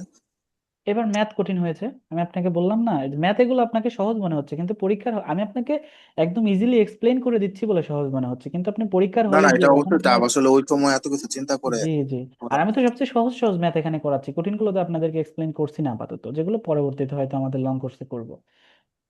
আর কঠিন ম্যাথ আপনার অত বেশি পারতেও হয় না, আপনি যদি 60% অ্যারাউন্ড অ্যান্সার করতে পারেন তাহলে আপনি ভালোভাবেই সেফ সাইডে আছেন বলা যায়। কিন্তু আপনাদের প্রচুর পড়তে হবে, আপনারা বেশি না, সময় তো নাই কঠিন পড়তে আর থাকেন। সহজ এটাই নির্ধারণ করার যে একটা ক্যাপাবিলিটি, এটা হুম কিভাবে হুম। নিজের মধ্যে বিল্ড আপ করা যায়, মানে ওইটা এই বিল্ড আপ করার জন্য আপনি ম্যাথ করতে করতে আপনার মধ্যে, আপনি তো ম্যাথ করেন নাই ভাই, এখনো শুরু করেন নাই, তো আপনি এখনই কিভাবে বুঝবেন? আপনি না হচ্ছে ম্যাথ শুরু করার পরে বলেন যে ভাই এখনো তো হচ্ছে না, তাহলে আমি কি করব? তখন না আমি কিছু বলতে পারি, এখনো তো আপনি শুরুই করেননি, তো আপনি শুরু না করলে বুঝবেন কিভাবে যে কোনটা আমি স্কিপ করব কোনটা আমি করব? মানে গ্রাজুয়ালি হয়তো আয়ত্ত আসবে না হুম যে হুম হুম, এগুলা গ্রাজুয়ালি আসবে, কি। হুম। গ্রাজুয়ালি আসবে, ডোন্ট ওয়ারি। ভাই আপনি কয়টা ম্যাথ অ্যান্সার করছিলেন বা কেমন কি? আমি হচ্ছে অ্যান্সার করছিলাম 15টা ম্যাথ মনে হয়, 15 অথবা 16টা। ইংলিশে এর আমি অনেক মধ্যে বেশি। কি ভাই আপনার 15টি হয়েছিল যেগুলো? ওইটা আসলে ভাই মনে নাই, পরীক্ষা দিয়ে আমি জীবনেও পরীক্ষার কথা আলোচনাও করি না, পরীক্ষা এসে আমি কোনোদিনও মিলাই না, যে পরীক্ষা যা দিছি দিয়ে ফেলছি, এসব আর নিয়ে ভাবার কোনো চিন্তা নাই, ভাবার কোনো কারণ নাই। দু একটা তো ভুল হতেই পারে, এটা তো অস্বাভাবিক কিছু না। অনেকদিন ম্যাথটা দেখছিলাম না তো সেজন্য আমার ওরকম ভাবে খেয়াল নাই, তবে ভুল বেশি হয় নাই, হয়তো খুব বেশি হলে একটা বা দুইটা ভুল হয়েছে। ভুল না হওয়ার সম্ভাবনা আছে, কারণ আমি একদম 100% শিওর না হয়ে দাগাচ্ছিলাম না। অনেকে আমার চাইতে বেশি ম্যাথ দাগিয়েছে, আবার অনেকে অনেক কমও দাগিয়েছে, তাদেরও হয়েছে। সো এটা নিয়ে ভয় পাওয়ার কারণ নাই যে আপনাকে 15টা ম্যাথ কি 16টা ম্যাথ দাগাতে হবে 25টার মধ্যে, আপনি হয়তো 12টা দাগিয়েও চান্স পেয়ে যেতে পারেন। আর ভাই মানে এই যে ফুল যে 70টা এমসিকিউ ছিল ওগুলোর মধ্যে হুম। আর কি কয়টা দাগাইছিলেন বা এরকম? ওইরকম ভাবে আমি গোনার সময় পেয়েছিলাম না, কেননা আমার ম্যাথে বেশি সময় লেগে গেছিল। এটা আমার জন্য একটা মারাত্মক ভুল ছিল, এটা আপনারা করবেন না। যেমন আমি করেছিলাম কি, আমি ইংলিশটা 30 ছিল, 30টা কোশ্চেন ছিল, আমি মনে হয় উইদিন 25 মিনিটস আমি 22টা প্লাস দাগিয়ে ফেলছিলাম। তারপরে আমি ম্যাথে চলে গেছিলাম, আর ম্যাথে আমার অ্যান্সার করতে মানে 15-16টা অ্যান্সার করছি, তো অনেকগুলো অ্যান্সার করছি, যার কারণে আমার অনেক সময় লেগে গিয়েছিল। যার অ্যাজ এ রেজাল্ট আমার হচ্ছিল কি, আমার অ্যানালিটিক্যালের আগে আমি দেখি আমার জাস্ট 15 মিনিট অর লেস এরকম টাইম আছে, 14 মিনিট বা সামথিং লাইক দ্যাট। তো তখন যেটা সমস্যা হচ্ছিল যে ওইখানে ক্রিটিক্যাল রিজনিং ছিল মোস্ট প্রবাবলি পাঁচটা, 5টা ক্রিটিক্যাল রিজনিং ছিল, তারপরে পাজল ছিল 2টা। এখন মজার ব্যাপার শোনেন, আমার ভাগ্যটা দেখেন কত ভালো, দ্বিতীয় নাম্বার যে পাজলটা আছে এটা আইবি এর ইতিহাসে আসা সবচেয়ে হার্ড একটা পাজল। আইবি এর ইতিহাসে আসা দ্বিতীয় নাম্বার পাজলটা এত বেশি ইনসিডেন্ট বা এত বেশি ওইখানে রিলেশনশিপ দেয়া ছিল, যেটা আর কি পড়তে গিয়ে অনেকের অবস্থা খারাপ হয়ে গেছে। কিন্তু আমার ব্যাপার ছিল কি, আমি হচ্ছে এই প্রথম 10টার মধ্যে আটকে গেছিলাম, আমি দ্বিতীয় নাম্বার পাজলে যাওয়ার সময় পাইনি। এই পাজলটার সম্পূর্ণ অ্যান্সার করেছিলাম, যেখানে 5 অথবা 6 ছিল। আর এখান থেকে মনে হয় মানে মোটমাট হচ্ছে 9টা মনে হয় অ্যান্সার করছিলাম, অ্যানালিটিক্যাল 8টা বা 9টা, 15-এর মধ্যে। ক্রিটিক্যাল রিজনিং আর পাজল মিলায়ে, ফার্স্ট পাজল মিলায়ে। সেকেন্ড পাজল আমি হাতও দিতে পারি নাই। আর সেকেন্ড পাজল শুধু আমি না, মনে হয় 2%ও এটা অ্যান্সার করতে পারছে কিনা এটা সন্দেহ। এখন একটা জিনিস দেখেন, আপনার এখন আমার ভাগ্য মিলে গেছে তাই আমি সেকেন্ডটা হাতে দেই নাই। তবে আপনি যদি, আমি যদি সেকেন্ডটা পড়তামও, জাস্ট আমি সাথে সাথে স্কিপ করে ফার্স্টটাতে চলে আসতাম। কেননা সেকেন্ডটাতে এত বেশি রিলেশনশিপ বিল্ড করা আছে ওইখানে, ওইটা জাস্ট পড়তে গেলেই মাথার ওই জট খুলতে গেলে আমার কমপক্ষে 10 মিনিট জাস্ট আমার থিম পড়তে গেলে চলে যাবে। সো ওইটাতে আমি পড়বো না, ওইটাতে আমি অ্যান্সার করবো না। আমি অ্যান্সার করবো উইদিন 14 মিনিটস এই দুইটা। সো আপনাকে, এটাই তো আপনার সিলেকশন ক্যাপাবিলিটি। আপনি কোনটা চুজ করবেন এবং কোনটা ছাড়বেন, এটাও তো আপনার একটা পরীক্ষা।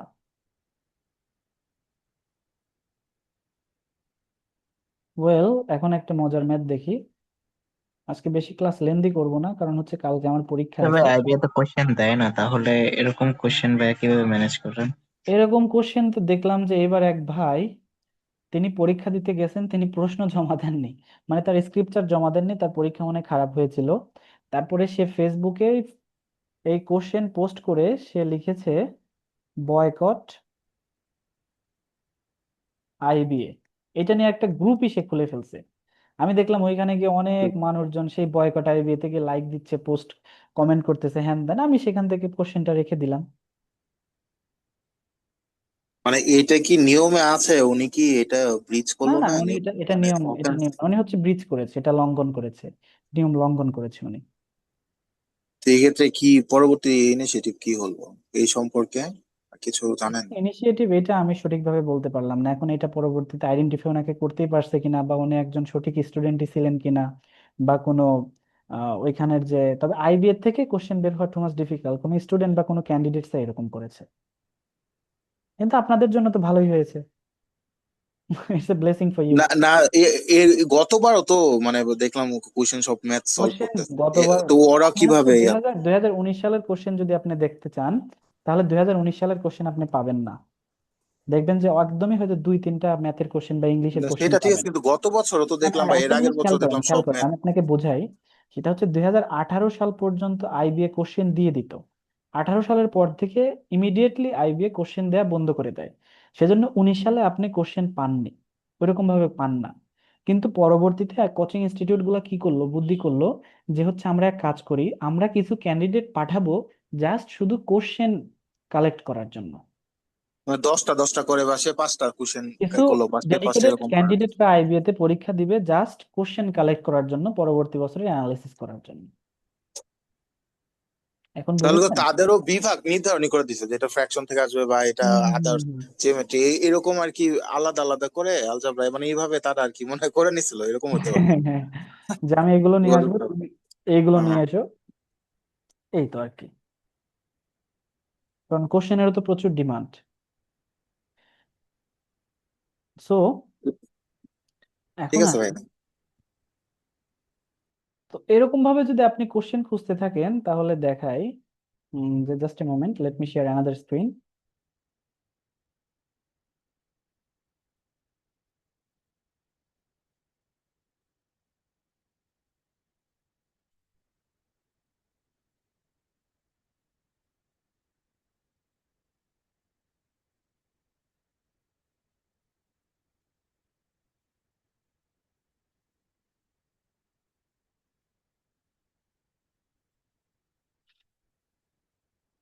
এই দেখেন, এরকম ভাবেও যদি আপনি কোশ্চেন, একদম ইজি ইজি কোশ্চেন দেখতে চান, তাহলে এখানে প্রায় 10-15টা কোশ্চেন আপনি ইজি কোশ্চেন পেয়ে যাবেন।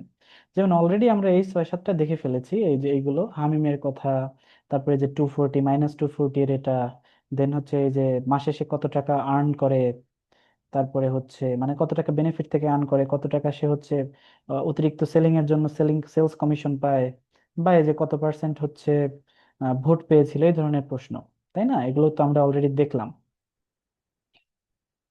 Let me enlarge the size. Well, এখন এই প্রশ্নটাও দেখেন, এটাও আইবিএ তে আসছিল, ওইখানেই ছিল। এই প্রশ্নটাও দেখেন, the price of each, moment, well, the price of each candle egg candy is taka 10। প্রত্যেকটা তাহলে ক্যান্ডির দাম কত? 10 টাকা করে। However a kindle egg candy seller offered, কি অফার করেছে? Customers one candy for two return candy shell. মানে ওই যে ক্যান্ডিটার যে হচ্ছে কি বলবো, ক্যান্ডির যে খোলস বা খোল আছে বা ক্যান্ডিটা যেখানে মুড়ায় দেয়, প্যাকেট, আমরা প্যাকেটই ধরি, যে প্রত্যেকটা 2টা প্যাকেট ফিরায় দিলে একটা করে কি দিবে? ক্যান্ডি দিবে। ওই যে আগে হচ্ছে কোকা কোলা বা হচ্ছে পেপসির একটা অফার ছিল না, যে বোতল ফিরায় দিলে, কয়টা যেন বোতল ফিরায় দিলে একটা করে আবার নতুন করে কোক দিবে, বা একটা করে নতুন 7 আপ দিবে। এই অফার সম্পর্কে কি আপনারা জানেন? এটা একটা খুবই ভালো মার্কেটিং স্ট্র্যাটেজি, এটা জি একটা ভাইয়া। খুবই স্ট্রং মার্কেটিং স্ট্র্যাটেজি। ইভেন হচ্ছে যে সিগারেটের ক্ষেত্রেও অনেক অফার আগে মনে হয় কিছুদিন ছিল, যে হচ্ছে সিগারেটের খোল বা সিগারেটের যে হচ্ছে প্যাকেট আছে সেগুলো ফিরাইয়া দিলে নতুন করে সিগারেট দেয়। সেজন্য দেখা যেত যে দোকানিরা বা দোকানদাররা অনেক অনেক সিগারেটের প্যাকেট সংগ্রহ করে রাখতো, এটাতে তাদের লাভ হয়। মানে এটা একটা ইনস্ট্যান্টলি মার্কেটিং করার একটা ওয়ে, যে আপনি হচ্ছে ওই প্রোডাক্টটা আপনি কনজিউম করছেন, তারপরে ফিউচার কনজাম্পশনের জন্য আপনি ওইটাকে, প্রোডাক্টের যে হচ্ছে প্যাকেট আছে সেটা রেখে দিচ্ছেন, পরবর্তী আবার ওইগুলো দিলে আবার প্রোডাক্ট পাচ্ছেন। এভাবে আপনি একটা লং টার্ম কনজিউমার বানানোর জন্য এগুলো অফার দেওয়া হয়। হোয়াট এভার, তারপরে আসি, একজন বালক হ্যাজ 80 টাকা, 80 টাকা আছে, how many candies can he get? কতগুলো অতিরিক্ত ক্যান্ডি সে কি পাবে, বা সরি কতগুলো ভাই ক্যান্ডি সে কিনতে অতিরিক্ত পারবে? টোটাল না? অতিরিক্ত না, টোটাল কতগুলো হ্যাঁ পাবে? ভাই এখানে যদি 15। অ্যাডিশনাল বলতো তাহলে 12টা। অতিরিক্ত। 12টা। তা কিভাবে 15 12টা হয় ভাইয়া। আমরা একটু দেখি। 12টা বা 15টা কি হয় সেটা আমরা একটু জাস্ট দেখে ফেলি। হ্যাঁ, একজন বলছে 12টা, একজন বলছে 15টা। তো কোনটা হয় সেটা আমরা দেখি। আমরা প্রথমে দেখি, যেহেতু 10 টাকা করে দাম, তো অলরেডি তো 8টা পেয়ে গেছে, 8 10 কে 80, 8টিও পেয়ে গেছে, পেয়ে আর গেছে কিনা? আটটা খোসা দিলে সে আবার 4টা পাবে। 8টার যে খোসা, প্রত্যেক খোসার জন্য কয়টা করে? প্রত্যেক 2টা খোসার জন্য একটা করে পায়, সো তার 4টা মানে সে পাইলো। 4টা পাবে। হ্যাঁ, তাহলে 8 আর 4 আবার কত হলো? 4টা 12। খোসা দিলে 4টা খোসা দিলে সে আবার 2টা পাচ্ছে। 2টা পাবে, তাহলে 12 আর 2 14। 14। এখন এই আর হচ্ছে 2টা 2টা দিলে খোসা আবার দিলে, একটা পাবে। একটা ভেরি পাবে। গুড, 2টা থেকে একটা পায়, সো আরো একটা সে পেলো। এভাবে সে তার ফাইনালি কয়টা হলো? 15টা। আর উই ক্লিয়ার? এটা কিন্তু আপু পেরেছে। সেটা হচ্ছে আমরা উপস্থিত বুদ্ধি দিয়ে বা আমাদের বিচার বুদ্ধি দিয়ে এগুলো ম্যাথ আমরা করতে পারি, এগুলো এত বেশি কঠিন না। তবে এগুলো খুবই মজার ম্যাথ, এই এই ধরনের ম্যাথ যখন আপনি সলভ করবেন মজা লাগবে, যে হচ্ছে এটার জন্য এটা। তবে অনেকে সমস্যা হচ্ছে কি, যেমন একজন ভাই বলেছিলেন 12টা, তিনি এইখানেই থেমে গিয়েছিলেন, তার খেয়াল নেই যে 4টা যে ক্যান্ডি সে পেলো, ওই 4টারও তো খোলস আছে বা 4টারও প্যাকেট আছে, ওই 4টা প্যাকেট দিলেও সে অ্যাডিশনাল 2টা পাবে, এবং অ্যাডিশনাল যে 2টা পাইলো ওই 2টার প্যাকেট দিলেও সে কি পাবে? একটা পাবে। ওকে, এখানে মজার ব্যাপার দেখেন, একটা প্যাকেট দিয়ে কিন্তু আপনি একটা কখনোই পাবেন না। কারণ একটা প্যাকেট দিয়ে যদি আপনি একটা প্যাকেট পাইতে একটা মানে ফুল ক্যান্ডি পেতেন, তাহলে তো আপনি সারা জীবন পেতেই থাকতেন। একটা প্যাকেট দিলেন, একটা পাইলেন, আবার ওইটার প্যাকেট দিয়ে আরেকটা পাইলেন, এরকম কি তাই হয়? তাহলে তো এই দোকানদারের জীবনই শেষ হয়ে যাবে। সো ওয়েল, এরকম 9টা 10টা ম্যাথ বা 10 12টা ম্যাথ আপনার থাকবে, একদমই ইজি ম্যাথ থাকবে। এগুলো হচ্ছে তেমন কোনো কঠিন ম্যাথ না, আপনারা যদি জাস্ট একটু বুদ্ধি খাটান তাহলে এই সকল ম্যাথ আপনারা সলভ করতে পারবেন। তো আজকের ক্লাসটা আমার আরেকটু লেন্দি করার ইচ্ছা ছিল, কিন্তু যেহেতু আমার নিজের স্টাডি করতে হবে, কালকে আমাদের এক্সাম আছে, সেজন্য আজকে আর লেন্দি করব না। আপনাদের যদি কোনো প্রশ্ন ইয়া থাকে regarding the Shoaib class. Shoaib hmm ভাই, হুম। আমাদের তাহলে রেগুলার ক্লাস কবে শুরু হচ্ছে ফাউন্ডেশন প্রোগ্রামে? ফাউন্ডেশন প্রোগ্রামের রেগুলার ক্লাস এই উইক থেকে শুরু হচ্ছে। আপনাদের আমি রুটিন দিয়ে দেবো, গ্রুপে রুটিন দিয়ে দেবো। যেদিন সম্ভবত হচ্ছে টোফেলের ক্র্যাশ কোর্সটা প্রায় শেষের দিকে, এখন কিছু বাকি আছে আমাদের, যে হচ্ছে ফুল যে কোশ্চেন বা ফুল মডেল টেস্ট বাকি আছে। আপনারা বা আপুরা যারা ক্লাসে আছেন তারা জানেন, ওই মডেল টেস্টগুলো শেষ হওয়ার আগেই, মানে প্যারালালি চলবে এই দুইটা। বাট যখনই ওই টোফেলের কোর্সটা শেষ হয়ে যাবে তখনই আবার আইবিএ লং কোর্সের জন্য আপনারা যারা অনেকে এনরোল হয়ে আছেন সেটা শুরু হয়ে যাবে। লং Senior লং কোর্স কি সবকিছু মিলিয়ে? লং কোর্স সবকিছু মিলিয়ে বলতে কি, এই যে ফাউন্ডেশন কোর্সগুলোতে তো ধরেন যে আপনাদের যারা বেসিকের সমস্যা সেইগুলো হচ্ছে আমি আলোচনা করব, তাই না?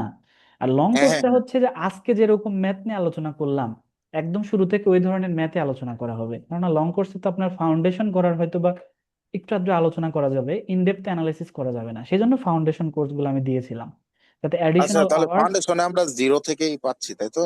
ফাউন্ডেশনে আপনারা জিরো থেকে পাচ্ছেন, ডোন্ট ওয়ারি, এখানে আসলে ওরকম চিন্তা হওয়ার লং বা কোর্স চিন্তা। তাহলে আমরাও কি এনরোলমেন্ট নিতে পারবো লং কোর্সে নাকি? এরকম। হ্যাঁ অবশ্যই, লং কোর্স তো এনরোলমেন্ট অবশ্যই নিতে পারবেন, অলরেডি অনেকে এনরোল এখানেও ক্লাসেও আছে যারা এনরোল করে রাখছেন, কিন্তু হচ্ছে আমি এখনো কোর্স লঞ্চ করি নাই এই জন্য যে অলরেডি এখন দুইটা কোর্স চলছে, জাস্ট এই দুটা আমাদের শেষ মতো হলেই কি বার্ডেন ওটা দিন। শুরু হবে, না হলে এই তো দুইটা দেখা যাচ্ছে যে শেষ একটা না, মিক্স আপের মধ্যে ওই পড়ে যাবে। জাস্ট হচ্ছে আপনার টোফেলের ক্র্যাশ কোর্সটা শেষ হওয়ার সাথে সাথেই শুরু হয়ে যাবে। টোফেলের ক্র্যাশ কোর্সের তেমন বেশি ক্লাস নাই, অল্প কিছু ক্লাস আছে, জাস্ট আমরা প্র্যাকটিস করবো এখন ওখানে, আর প্র্যাকটিস এটার দিয়ে শেষ ফাউন্ডেশনের হলে। সাথে আর কি ম্যাথের হুম সাথে হুম। এই লং কোর্স তো চলবে আর কি। আপনাদের জন্য সুবিধা হবে যে যারা হচ্ছে ম্যাথের সাথে করবেন, তাদের যে ম্যাথের উইকনেসটা আছে ওই উইকনেসটা এখান থেকে কাটিয়ে ফেলবেন, আর তার পাশাপাশি গিয়ে আপনি হচ্ছে ওই লং কোর্সের যে প্রবলেম, অ্যাডভান্স প্রবলেম আছে সেগুলো আপনি প্র্যাকটিস করতে পারবেন হোয়াট এভার। জুই আপু কিছু একটা জিজ্ঞাসা করছে, যেটা হচ্ছে ভাইয়া কি কি কোর্স অ্যাভেলেবল আছে। হ্যাঁ, প্রাইভেট ইউনিভার্সিটির এমবিএ এক্সাম একদমই ইজি হয়ে যাবে, প্রাইভেট ইউনিভার্সিটির এমবিএ এক্সাম অত বেশি কঠিন না, একদমই ইজি হয়ে যাবে যদি আপনি আইবিএ বেস প্রিপারেশন নেন। সোজা কথা আইবিএ বেস প্রিপারেশন নিলে বাংলাদেশের কোনো ইউনিভার্সিটির এমবিএ বা কোনো ধরনের যে হচ্ছে এমবিএ রিলেটেড এক্সাম আছে, সেটা ফ্যাকাল্টি অফ বিজনেস স্টাডিজ বলেন, ঢাকা ইউনিভার্সিটির ফ্যাকাল্টি অফ বিজনেস স্টাডিজ বলেন, বা জাহাঙ্গীরনগরের বলেন, রাজশাহীর বলেন, বা বিউপি, যেখানকারই বলেন, ওগুলার কোনো কঠিনই থাকে না। আমার অভিজ্ঞতা বলি, আমি হচ্ছে জাহাঙ্গীরনগরে পরীক্ষা দিয়েছিলাম, সেখানে আমি জাস্ট খালি অ্যাটেন্ড করেছিলাম আর মোটামুটি অ্যান্সার করেছিলাম, তাই থার্ড পজিশন চলে আসছিল। সো ওইরকম লেভেলের কঠিন হয় না ওগুলো, কিন্তু আইবিএটা কোয়ালিটি মেনটেন করার জন্য ওগুলোর চাইতে একটু বেশি কঠিন হয়, দ্যাটস ইট, তাছাড়া আর তেমন কোনো ডিফারেন্স নেই। So that's all for today, আপনাদের যদি কোনো কোশ্চেন থাকে কোশ্চেন আস্ক করতে পারেন, otherwise I will close the session here. Sorry ভাই, লং কোর্সের ফিস কেমন? মানে এটা যদি জানতে চাচ্ছিলাম। ও, লং কোর্সের ফিসটা হচ্ছে ভাই 5,000, কিন্তু হচ্ছে যারা আপনারা দুইটা কোর্সেই এনরোল আছেন, আপনি তো দুইটা কোর্সে এনরোল আছেন মনে হয়, আপনাদের জন্য স্পেশাল ছাড় আছে। আমি প্রথমেই প্রমিস করেছিলাম যারা হচ্ছে ওই টোফেলে শর্ট কোর্সে অ্যাডমিট হয়েছে তাদের জন্য 500 টাকা ডিসকাউন্ট ছিল, তার মানে ওইটা অলরেডি অ্যাড হয়ে গেছে। আর পরবর্তীতে যারা আবার ম্যাথে ভর্তি হয়েছে তাদের জন্য আরো 300 টাকা ডিসকাউন্ট, তার মানে আপনাদের যারা দুইটা কোর্সে আছেন তাদের জন্য 4,200 লং কোর্সটা। আচ্ছা, আচ্ছা, নাইস, বুঝতে পারলাম। ঠিক আছে ওকে, ভাই, ভালো লাগলো ক্লাস। এটা তাও একটু রেকর্ডটা কি পেতে পারি? এটা মানে পরবর্তীতে কিছু ম্যাথ গুলো যে দেখলে একটু আমি আমি অ্যানালাইসিস। এই রেকর্ডটা গ্রুপে দিয়ে দেবো, ডোন্ট ওয়ারি, যেহেতু আমাদের এটা জেনারেল ক্লাস, ওরিয়েন্টেশন ক্লাস, গ্রুপে দিয়ে দেবো। কিন্তু পরবর্তী ক্লাসগুলো আমাদের যে হচ্ছে পার্সোনাল গ্রুপ আছে, যেমন আপনি ওই টোফেল ক্র্যাশ কোর্সের ক্লাসগুলো যেভাবে পান সেরকম আপনি পাবেন। আচ্ছা, আচ্ছা, ঠিক আছে ভাই, ঠিক আছে, থ্যাংক ইউ। ভাইয়া 9-10-এর যে ইংলিশ বই, ইংলিশ মিডিয়ামের বইটা ওইটা কি লাগবে? 9-10-এর কি ফাউন্ডেশন বই কোর্সের ভাই? ম্যাথ ম্যাথ বইটা আর কি। অবশ্যই লাগবে, আমি তো হচ্ছে ফাউন্ডেশন করার জন্য 9-10-এর ম্যাথ বই থেকেই বেশি ম্যাথ করাবো, কারণ আপনাদের ফাউন্ডেশনই তো ওইটা থেকে গড়ে উঠবে। ওইটা বাংলা ভার্সন দেবো নাকি ইংলিশ ভার্সনটা আর কি? যে কোনো ভার্সনই নিতে পারেন, তবে ইংলিশ ভার্সন নিলে টার্মিনোলজি গুলো আগে থেকে চিনে রাখলেন, তবে এটাতেও সমস্যা নাই যদি বাংলা নেন।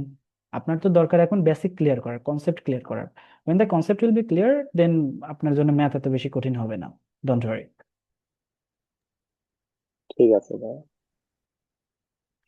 ওয়েল, ভালো থাকেন, সুস্থ থাকেন, পরবর্তী ক্লাসে দেখা হচ্ছে ইনশাআল্লাহ। আসসালামু আলাইকুম।